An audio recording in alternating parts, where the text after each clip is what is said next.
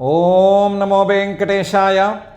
అనంత సఖి పరీత అనంత సుఖ సమేత గోవింద గోవింద. భవతాపహృతం నను సద్ధృదయం భవతాపనిదానమథో వికృతం భవతాపగతామిత సౌఖ్యపరం భవతాదపి మే హృదయం వివృతం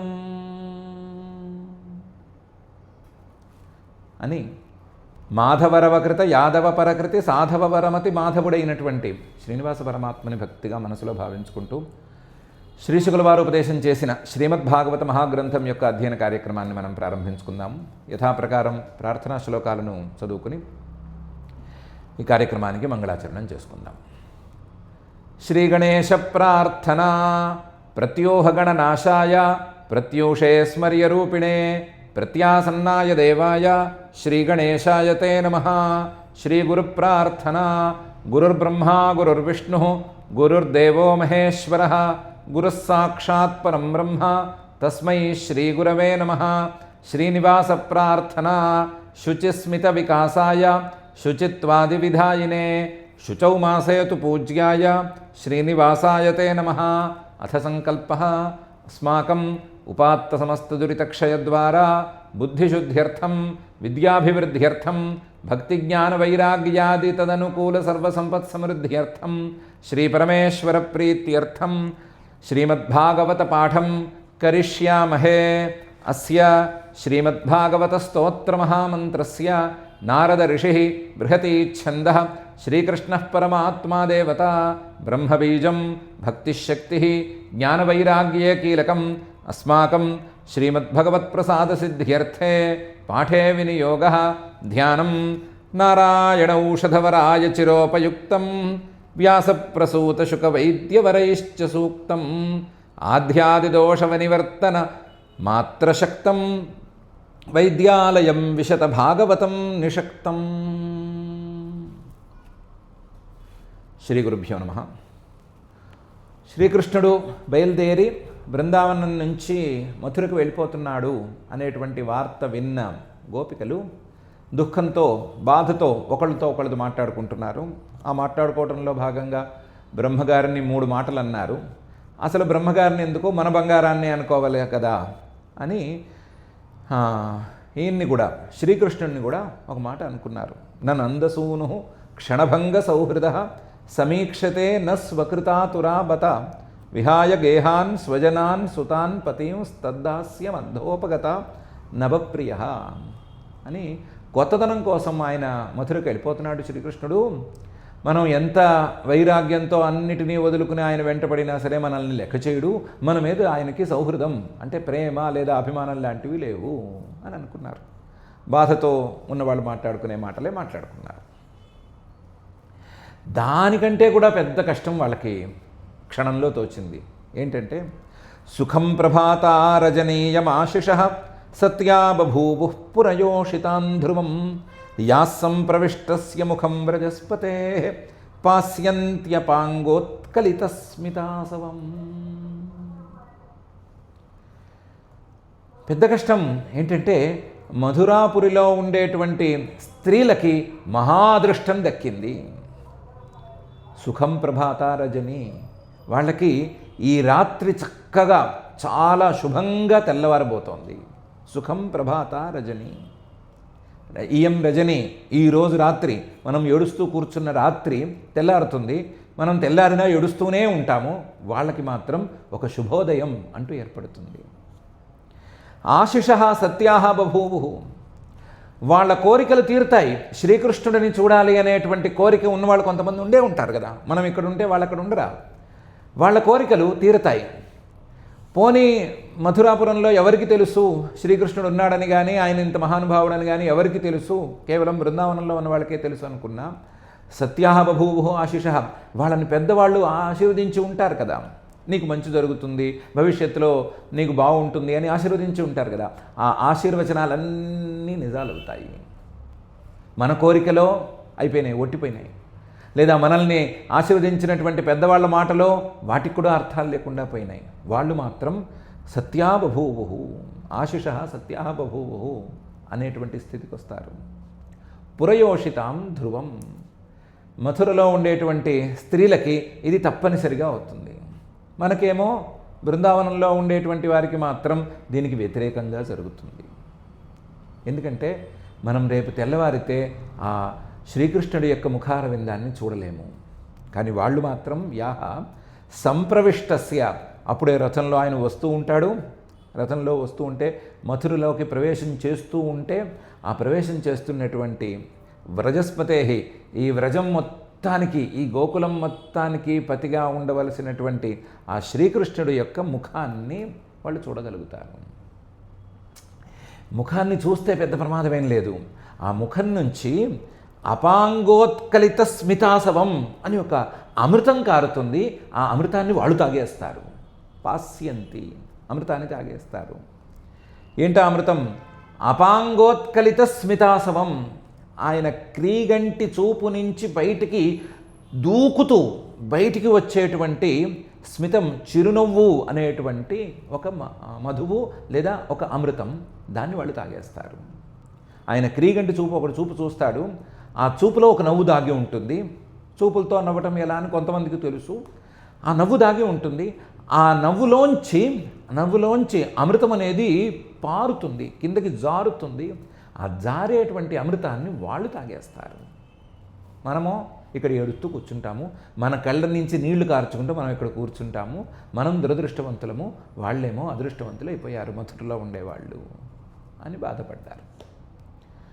సుఖం ప్రభాత రజనీయమాశిష సత్యా బభూవు పురయోషితాన్ ధ్రువం యా సంప్రవిష్టస్య ముఖం వ్రజస్పతే పాస్యంత్యపాంగోత్కలిత స్మితాసవం అని. నిజానికి వీళ్ళు చాలా ఉత్తమ స్థాయి వాళ్ళు కాబట్టి పక్కవాళ్ళు బాగుపడిపోతున్నారు అని బాధపడుతున్నారని చెప్పుకోలేము. వాళ్ళకి దక్కుతోంది, మనకు అది దక్కటం లేదు అని మాత్రమే వీళ్ళు బాధపడుతున్నారని చెప్పుకోవాలి. అందుకే మనలాంటి వాళ్ళదైతే అమ్మో మనకి దక్కకపోతే ఒక కష్టమైతే పక్కవాడికి దక్కటం అనేది ఇంకా పెద్ద కష్టం అని వ్యాఖ్యానం చేసుకోవాల్సి ఉండేది. ఇలాంటి సందర్భంలోనూ గోపికల విషయంలో అలా చేయలేము. వాళ్ళు వాటన్నిటినీ దాటి వెళ్ళిపోయారు. ఈ ఈర్ష్యల్ని, అసూయల్ని వాటిని దాటిపోయారు. వాళ్ళల్లా రేపటి రోజున శ్రీకృష్ణుడు, ఈరోజు మనతో ఉన్న శ్రీకృష్ణుడు సరే, రేపటి రోజున శ్రీకృష్ణుడు మథురలోకి అడుగు పెడుతూ ఉంటే, ఆయన క్రీగంటి చూపుతో నవ్వుతూ ఉంటే, ఆ నవ్వుని మథురలో ఉన్న వాళ్ళు చూడగలరే కానీ, ఆ నవ్వుని వాళ్ళు పానం చేయగలరే కానీ మనం చేయలేకపోతున్నామే అని రేపటి రోజున శ్రీకృష్ణుడిని తలుచుకుంటున్నారు, బాధపడుతున్నారు. కనిపించడేమో అని బాధపడుతున్నారు అని మాత్రమే చెప్పుకోవాలి వాళ్ళ యోగ్యతను బట్టి. సుఖం ప్రభాత రజనీయమాశిష సత్యా బభూవు పురయోషితాం ధ్రువం యా సంప్రవిష్టస్య ముఖం వ్రజస్పతే పాస్యంత్యపాంగోత్కలిత స్మితాసవం అని. ఈ లోపల ఒక పెద్ద ఆవిడంది, ఏం మాట్లాడుతున్నారు, ఈ ఊళ్ళో ఉన్నవాళ్ళు బయట ఊళ్ళకి వెళ్ళరా? వెళ్తారు. వెళ్ళిన వాళ్ళు 2-3 రోజులు ఉంటారు, పని ఏదన్నా ఉంటే చూసుకుంటారు, పని అయిన తర్వాత తిరిగి వస్తారు. అలాగే కదా మన వాళ్ళందరూ చేస్తున్నది. అలాగే శ్రీకృష్ణుడు కూడా ఏదైనా పని మీద అక్రూరుడితో కలిసి మథురకు వెళతాడు. వెళ్ళి 2-3 రోజులు ఉండి వెనక్కి వచ్చేస్తాడు. దానికి ఇంత గోల చేస్తున్నారేంటి మీరే ఇంత గోల చేసుకుంటున్నారేంటి అని ఒక పెద్ద ఆవిడ అడిగింది. అడిగితే ఆవిడికి వీళ్ళు సమాధానం చెప్పారు. ఏమని? తాసాం ముకుందో మధుమంజు భాషితై గృహీత చిత్త పరవాన్ మనస్వియపి కథం పునర్నః ప్రతియాస్యతే బలా గ్రామ్యాస్సలజ్జస్మిత విభ్రమైర్భ్రమన్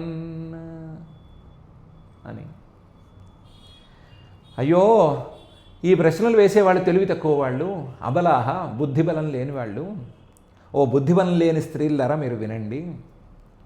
ఆ మథురలో ఈ శ్రీకృష్ణుడి యొక్క కళ్ళలోంచి, అపాంగ వీక్షణంలోంచి జారేటువంటి అమృతాన్ని తాగటానికి కొంతమంది స్త్రీలు వస్తారు కదా, వాళ్ళు ఈ ముకుందుణ్ణి వదిలిపెట్టరు.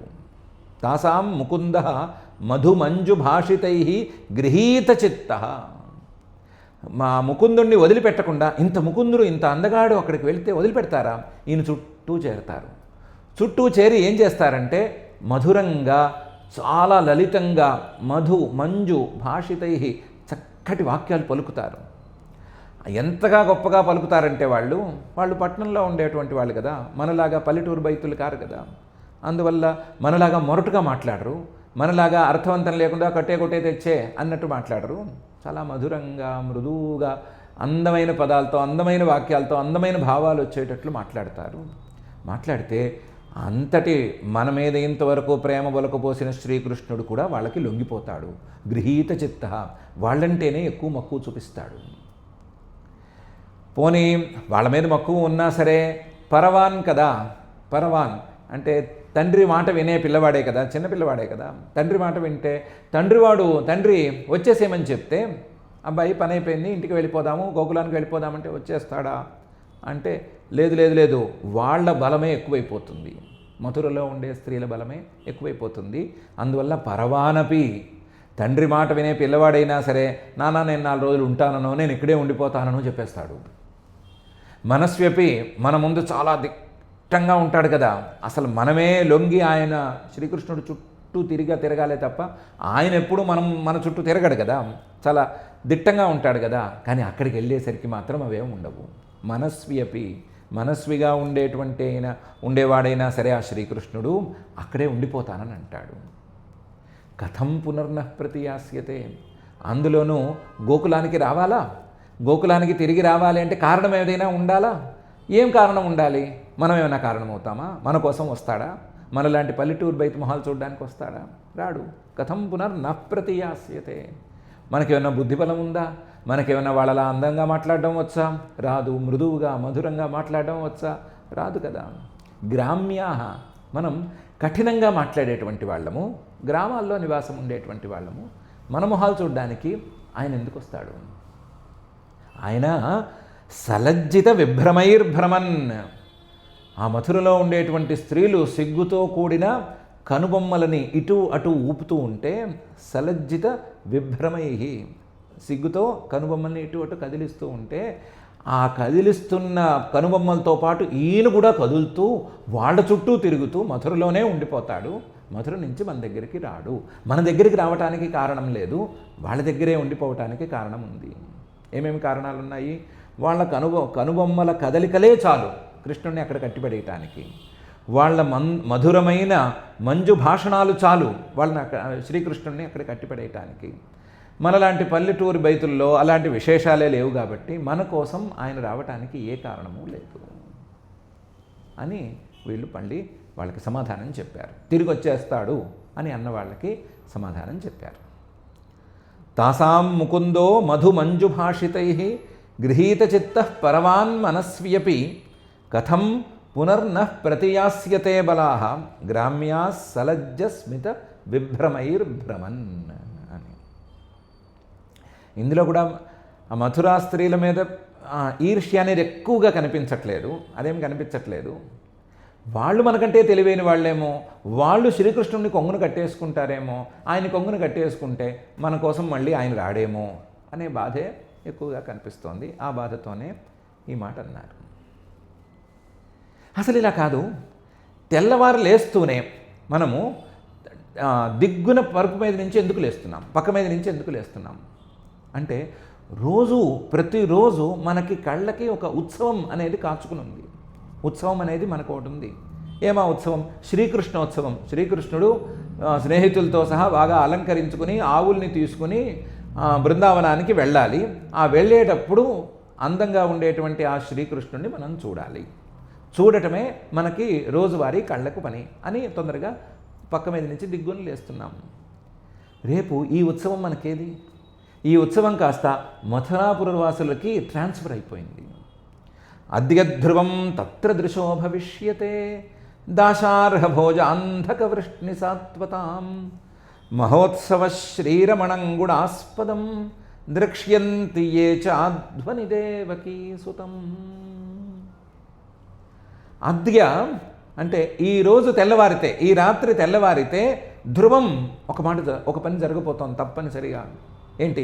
తత్ర దృశో భవిష్యతే దాశార్హ భోజాంధక వృష్ణి సాత్వతాం మహోత్సవ.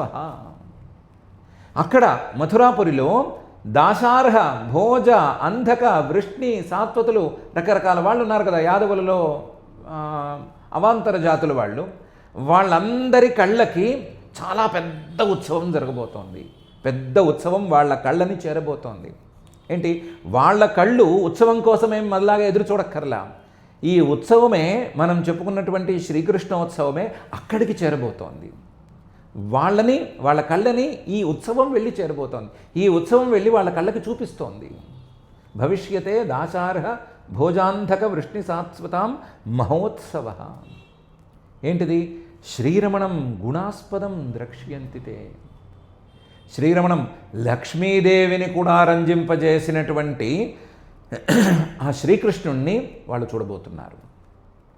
గుణాస్పదం, ఈ సృష్టిలో ఉండేటువంటి గుణాలన్నిటినీ పోతపోస్తే ఉండే ఆ రూపాన్ని, శ్రీకృష్ణుడి యొక్క రూపాన్ని వాళ్ళు చూడబోతున్నారు.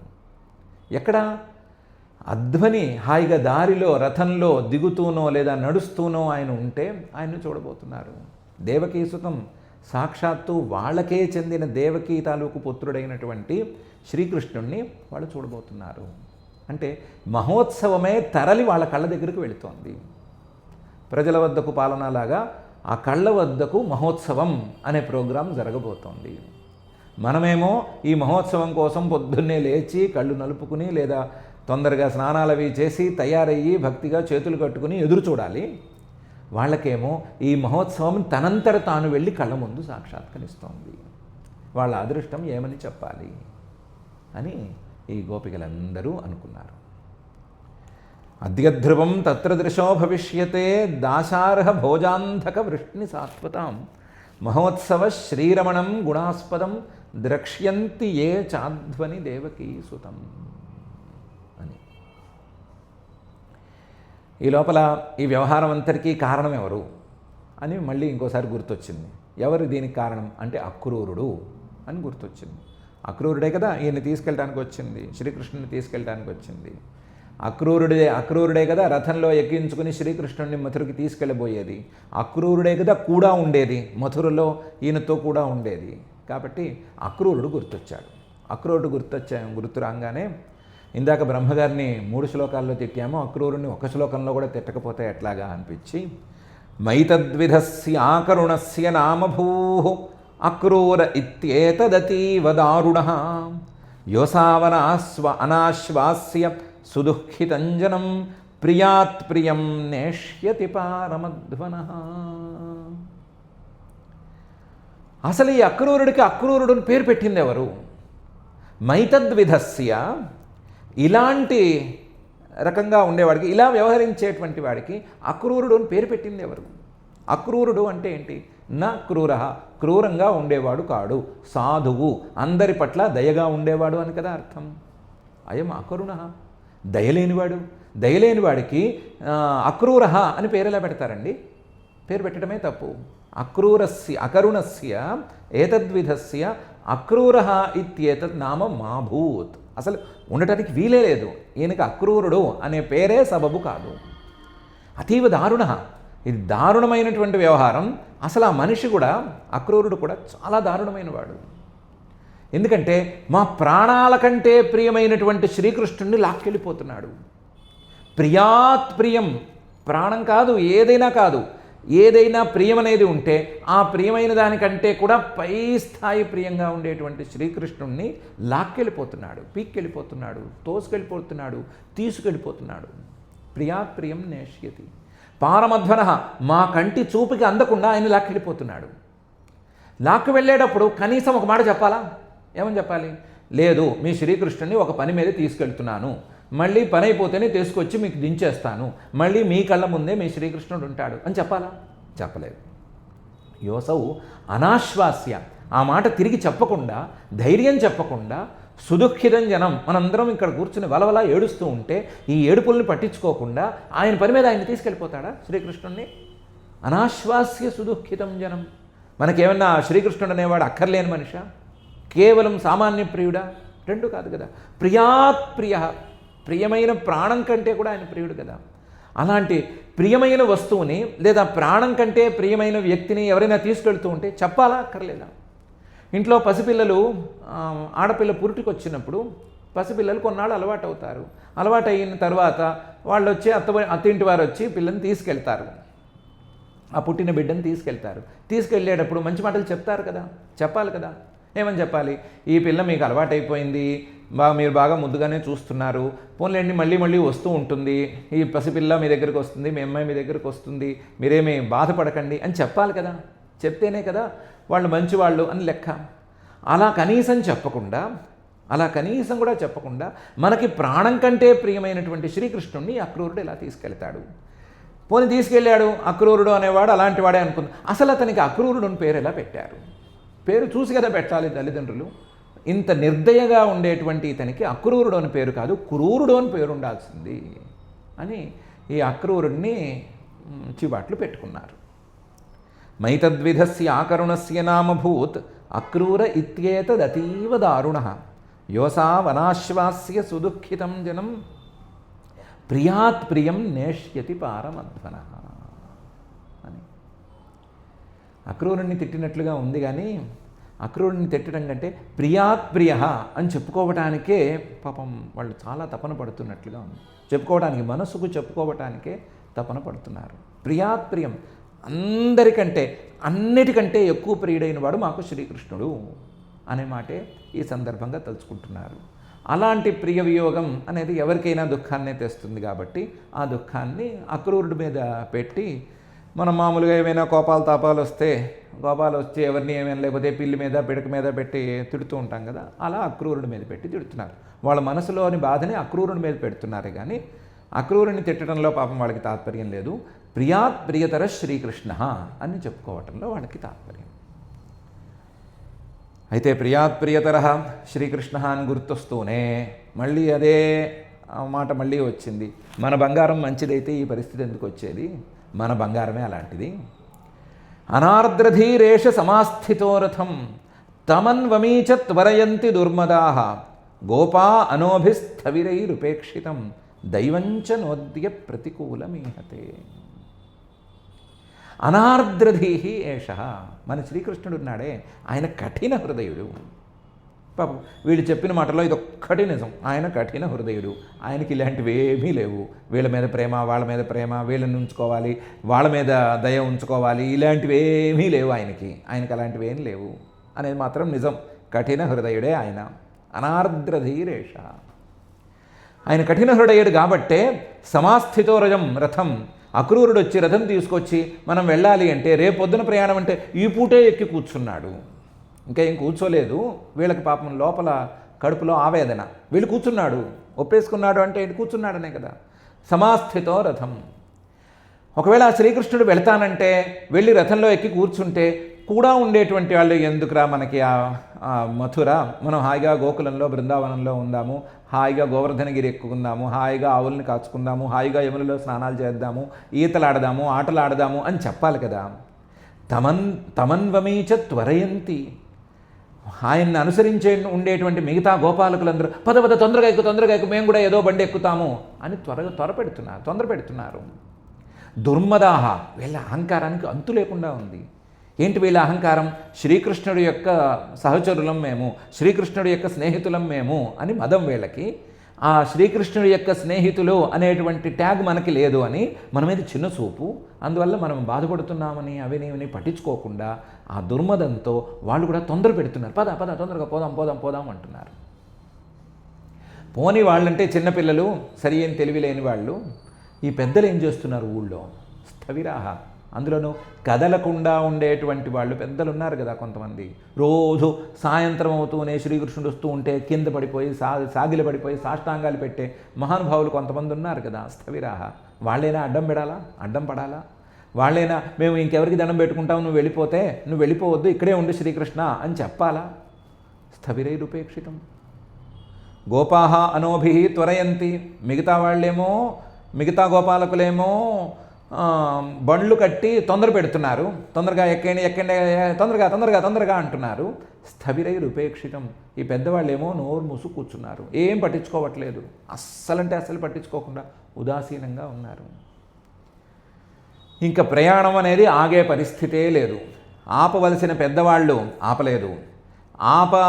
ఆపే బుద్ధే లేనటువంటి చిన్నపిల్లలు లేదా మధ్య వయసు వాళ్ళందరూ తొందర పెడుతున్నారు. మన కఠిన హృదయుడేమో శ్రీకృష్ణుడేమో ఎగిరెక్కి రథం మీద కూర్చున్నాడు. ఏదో ఉత్సవాల్లో కూర్చున్నట్టుగా కూర్చున్నాడు, ఎగిరెక్కి ముందు తాను కూర్చున్నాడు. ఇప్పుడు ఈ ప్రయాణం ఆగేదిలా. ఎలా ఆగచ్చు అంటే ఏదైనా దైవం సహకరిస్తే ఆగచ్చు. కానీ దైవంచనోద్య ప్రతికూలమీహతే, ఆ దైవం కూడా మనకు సహకరించేటట్లు లేదు, మనకు ప్రతికూలంగానే ఉంది, ప్రయాణానికి మాత్రమే అనుకూలంగా ఉంది. దైవం మనకు అనుకూలంగా ఉండి ప్రయాణానికి ప్రతికూలంగా ఉంటే ప్రయాణం ఆగిపోతుంది. అంటే ఉన్నట్టుండి ఏమైనా పిడుగు పడితే ఇంక ప్రయాణం సాగదు. లేదా ఓ పిల్లి ఎదురొస్తే ప్రయాణం సాగదు. లేదా ఎవరైనా హాచ్ఛని తుమ్మితే ప్రయాణం సాగదు. ఇలాంటివి ఏమైనా జరగాలి కదా. దైవంచనోద్య ప్రతికూలమీహతే, అలాంటివి ఏమి జరగటం లేదు. పైగా ప్రయాణానికి ఏదో మంగళ సూచకాలు ఏమైనా ఉన్నాయేమో కానీ అవన్నీ మనకు ప్రతికూలంగా ఉన్నాయి. ఆ మనకు ప్రతికూలమైన దైవమే ఉంది కానీ అనుకూలంగా దైవం పనిచేయటం లేదు. దైవం కూడా పనిచేయటం లేదు, ఏ శకునాలు రావట్లేదు, దుశ్శకునాలు ఏమీ రావటం లేదు. కాబట్టి ఈ ప్రయాణం సాగేట్లుగానే ఉంది కానీ ఆగేట్లు లేదు అని బాధపడ్డారు. అనార్ద్రధీరేష సమాస్థితో రథం తమన్వమీచ త్వరయంతి దుర్మదాః గోపా అనోభిస్థవిరైరుపేక్షితం దైవంచ నోద్య ప్రతికూలమీహతే అని. సరే, ఎందుకు దైవం మీద ఎందుకు పెడతారు? మీరే మీ పని చేసుకోండి అంటే నివారయామస్సముపేత్య మాధవం కిన్నో కరిష్యన్ కులవృద్ధబాంధవాః ముకుంద సంగాన్ నిమిషార్ధదుస్త్యజాత్ దైవేన విధ్వంసితదైన చేతసాం అని అనుకున్నారు. అనుకోవటమే, చేసేదేం లేదు వీళ్ళు, అనుకోవటం అనుకున్నారు. నివారయామహ, మనం అడ్డం పడిపోయి ప్రయాణాన్ని ఆపేద్దాము. ఒకళ్ళు వెళ్ళి అడ్డం పడితే పట్టించుకోరు, పక్క నుంచి వెళ్ళిపోతారు, లేదా పక్కకి జరుగు అంటారు. సముపేత్య, అందరం కలిసికట్టుగా వెళ్ళి అడ్డం పడి ప్రయాణాన్ని ఆపేద్దాము. అయితే ఇంతమంది గోపికలందరూ ఎదురొస్తే శుభశకునం అనుకుని వెళ్ళిపోతారు వీళ్ళు. అందుకని అలా కాదు, సముపేత్య నివారయామహ, వెళ్ళకండి, ఆగండి, వద్దు, ప్రయాణం వద్దు అని చెప్పేస్తే ఆగిపోతుంది. కానీ ఈ చెప్తే ఒక పెద్ద ప్రమాదం ఉంది.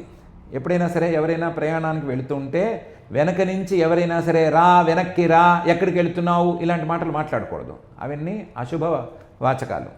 ప్రయాణం ఇష్టం లేకపోతే వేరే రకంగా సరిచూసుకోవాలి. కానీ వెళుతున్న వాడిని వెనక నుంచి రా అని వెనక్కి పిలవకూడదు. ఏదో మర్చిపోయావు రా అనకూడదు. ఎక్కడికి వెళుతున్నావు, ఎప్పుడు వస్తావు, ఇలాంటి మాటలు కొన్ని మాట్లాడకూడదు. అవన్నీ ప్రయాణ కాలంలో అపశకున వాక్యాలు. ఆ అపశకున వాక్యాలు పలకవద్దు అని వీళ్ళందరికీ, గోపికలందరికీ పెద్దవాళ్ళందరూ ముందే చెప్పారు. చిన్నప్పటి నుంచి చెప్పారు. మంచి చెప్పే పెద్దవాళ్ళు కదా వాళ్ళు, పిల్లలకి మంచి చెప్పాలి అని అనుకునేవాళ్ళు కదా, అందుకని అవి చెప్పారు. మిగతా అవి చెప్పడం కాదు, మంచే చెప్పాలి పిల్లలకి అనుకుని మంచి చెప్పారు. మరి ఈరోజు వెళ్ళి నివారయామహ, ఆపేసి నువ్వు వెళ్ళకు, ప్రయాణం వద్దు అని అడ్డం పడితే వాళ్ళందరూ ఏమంటారు పెద్దవాళ్ళు అంటే కిన్నో కరిష్యన్ కులవృద్ధ బాంధవాః, ఆ కులవృద్ధులు బంధువులు వాళ్ళందరూ ఏం చేస్తారు? మన పని మనకు ముఖ్యం కానీ, మన శ్రీకృష్ణుడిని మనం దక్కించుకోవటం మనకి ముఖ్యం కానీ, వాళ్ళు అనుకుంటారు వీళ్ళు ఏదో అనుకుంటారని మనం ఎందుకు ఉండాలి, చేసేద్దాం. వాళ్ళు ఏమైనా తిట్టారు, పట్టించుకోవద్దు. కిన్నో కరిష్యన్ కులవృద్ధ బాంధవాః. ఇప్పుడు ప్రయాణం సాగకపోవటం అమంగళం కదా.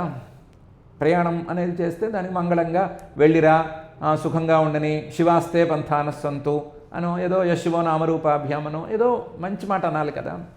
ఎందుకంటే అమంగళం పలకకూడదు అని కదా. మరి మనకొచ్చిన అమంగళానికి ఎవరు దారి చూపించేది? ఏంటి మనకొచ్చిన అమంగళం ఏంటి? సాక్షాత్తు మృత్యుభయం కంటే ఎక్కువ భయం. అది మనకు వచ్చిన అమంగళం. ముకుంద సంగాత్ నిమిషార్ధ దుస్త్యజాత్.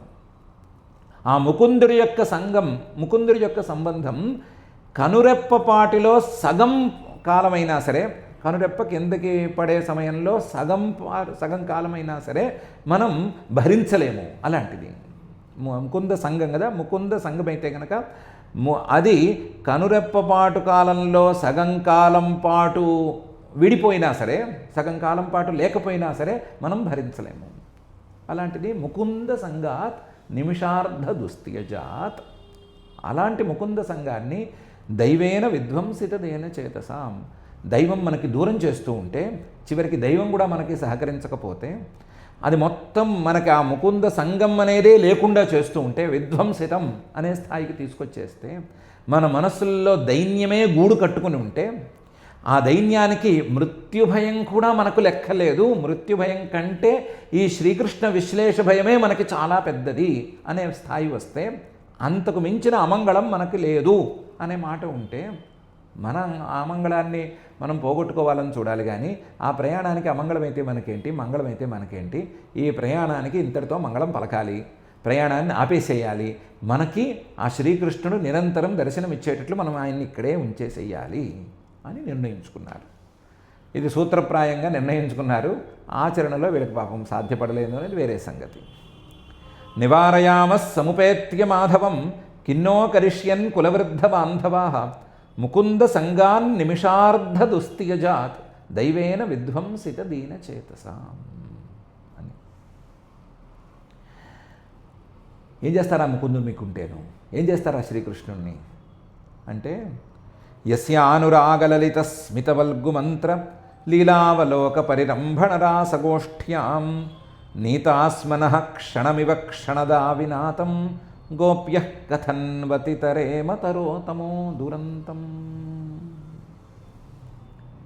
ఏం చేస్తాము అంటే, మా కష్టాలు పోగొట్టుకుని ఆయన సాన్నిధ్యంలో సుఖంగా ఉంటాము. ఆయన సాన్నిధ్యంలో, శ్రీకృష్ణుడి సాన్నిధ్యంలో సుఖంగా ఉన్నారా మీరు? ఉన్నాము. యస్య అనురాగ లలిత స్మిత వల్గు మంత్ర లీలావలోక పరిరంభణ రాసగోష్ఠ్యాం. ఒక పెద్ద సభ జరిగింది, రాససభ. సాక్షాత్తు పరమాత్మే వచ్చి మా జీవులైన మా అందరికీ ప్రత్యక్షంగా ఉపదేశం చేసిన, అంటే ప్రత్యక్షంగా ఉండి అభేదోపదేశం చేసినటువంటి ఓ మహాసభ జరిగింది.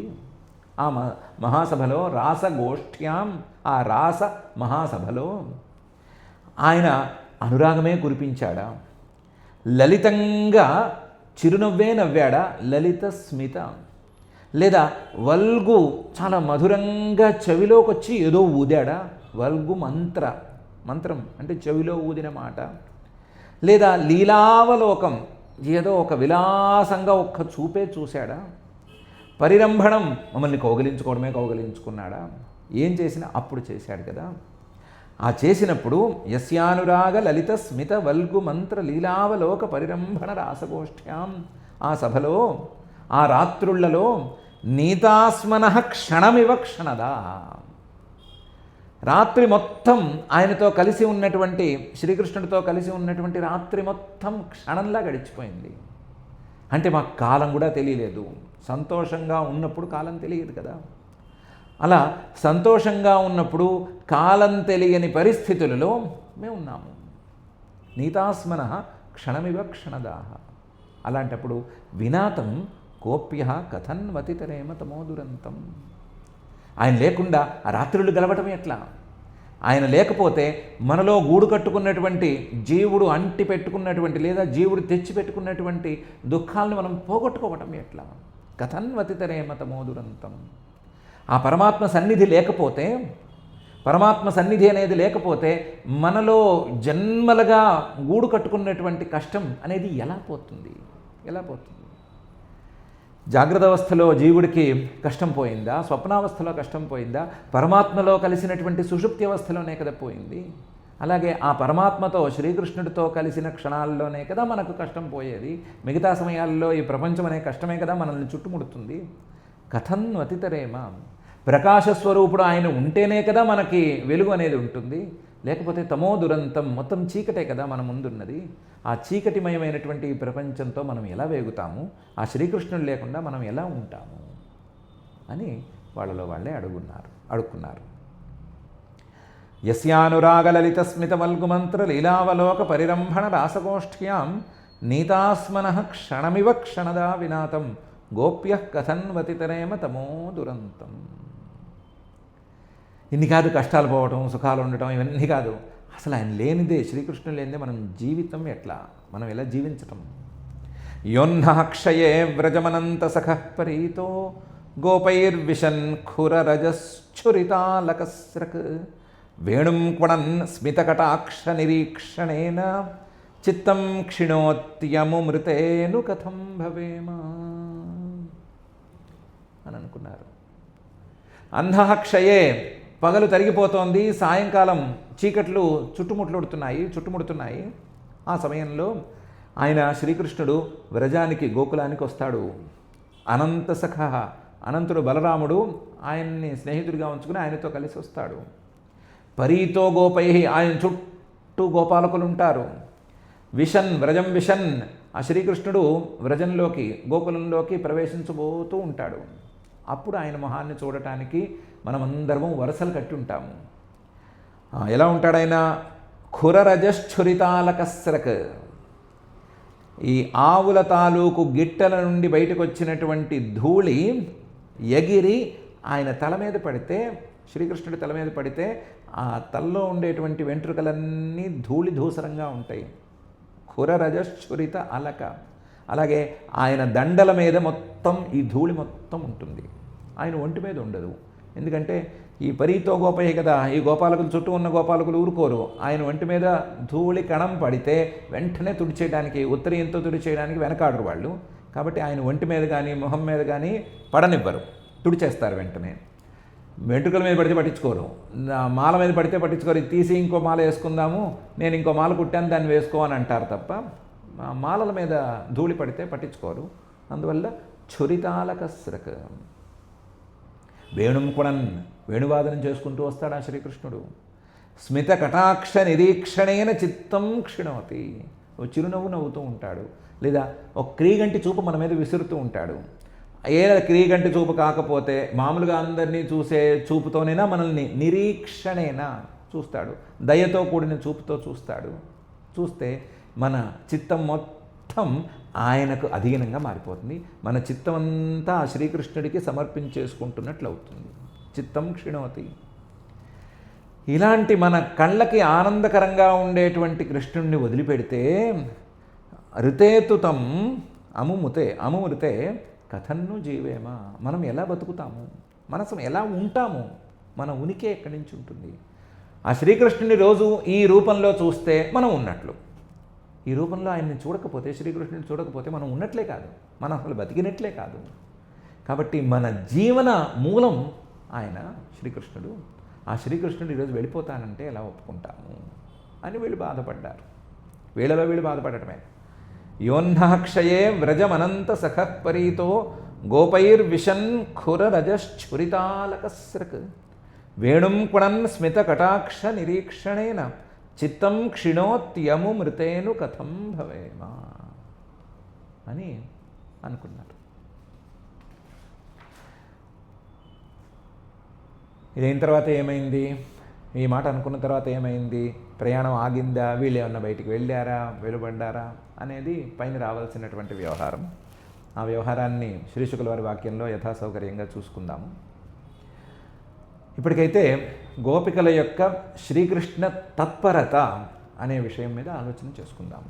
శ్రీకృష్ణుణ్ణి వాళ్ళు ఎలా తత్పరంగా ఆలోచించుకున్నారు, తమ జీవితాన్ని మొత్తాన్ని, తమ సంతోషాన్ని, తమ కళ్ళని, తమ మనస్సుల్ని అన్నిటినీ ఆయనకే అంకితం చేసేసి వాళ్ళు ఎలా ఆలోచించుకున్నారు అనే విషయాన్ని మనం ఒకసారి పర్యాలోచన చేసుకుందాము. మనం కూడా అలాగే పరమాత్మను గురించి ఆలోచించుకునేటువంటి రోజు ఒకటి రావాలి అని ఆశిద్దాము. అలాంటి రోజు మనకు వచ్చేటట్లుగా చేయమని ఆ శ్రీనివాస పరమాత్మని భక్తిగా మనం ప్రార్థించుకుందాము. ఈ ప్రార్థనతో ఈరోజు క్షమా ప్రార్థనాదులను చెప్పుకుందాము. అథ క్షమా ప్రార్థన. యదక్షరపదభ్రష్టం మాత్రాహీనం చ యద్భవేత్ తత్సర్వం క్షమ్యతాం దేవ నారాయణ నమోస్తుతే. అథ భగవత్సమర్పణం కాయేన వాచా మనసేంద్రియైర్వా బుద్ధ్యాత్మనా వా ప్రకృతే స్వభావాత్ కరోమి యద్యత్ సకలం పరస్మై నారాయణాయేతి సమర్పయామి. అథ లోకక్షేమ ప్రార్థనా. సర్వే భవంతు సుఖినః, సర్వే సంతు నిరామయాః, సర్వే భద్రాణి పశ్యంతు, మా కశ్చిద్ దుఃఖభాగ్ భవేత్. అథ మంగళం శ్రియః కాంతాయ కళ్యాణ నిధయే నిధయేర్థినాం శ్రీవేంకటనివాసాయ శ్రీనివాసాయ మంగళం.